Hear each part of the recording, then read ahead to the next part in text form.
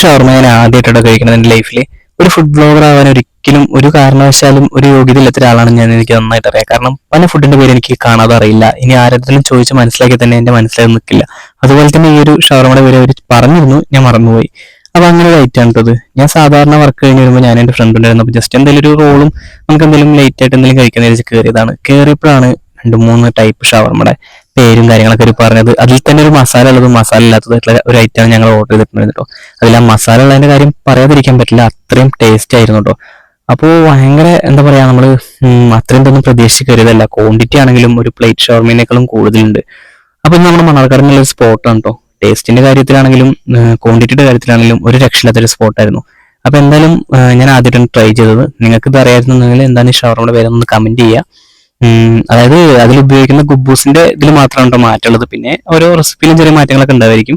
പിന്നെ ഈ ഒരു മസാല ഷവർമ ഉണ്ടല്ലോ, എന്തായാലും ട്രൈ ചെയ്യുക. ഒരുപാട് എരിവൊന്നുമില്ല, കളറാണ്. അപ്പൊ അതുകൊണ്ട് എപ്പോഴും ട്രൈ ചെയ്യരുത്. നമ്മൾ എന്തായാലും മസ്റ്റ് ആയിട്ട് ഒരു പ്രാവശ്യം ട്രൈ ചെയ്തിട്ടുണ്ടായിരിക്കും, അത്രേ ഉള്ളൂ.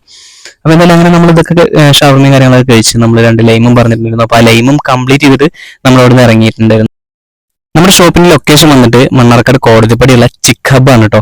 അപ്പൊ എന്തായാലും ലൊക്കേഷൻ ആരും തേടിപ്പോണ്ടി വരില്ല. കോടതിപ്പടി എന്നുള്ള ബോർഡിന്റെ തൊട്ടടുത്ത് തന്നെയാണ് നമ്മുടെ ചിക്ക് ഹബ് ഉള്ളത്. കുന്നിപ്പുഴ ഇറക്കത്തിലാണ് കേട്ടോ. അപ്പൊ എന്തായാലും മസ്റ്റ് ട്രൈ ചെയ്യുക.